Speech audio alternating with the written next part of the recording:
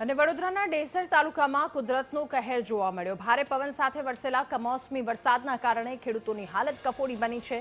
ઇટવાદ, પાટા, વરનોલી સહિતના તાલુકાના અનેક ગામોમાં ખેડૂતોને નુકસાન થયું। કમોસમી માવઠાથી શાકભાજી, બાજરી, તમાકુ જેવા પાકો પલળી જતા ભારે નુકસાન થયું છે। ત્યારે ખેડૂતોએ સરકાર પાસે સહાયની માંગ કરી છે।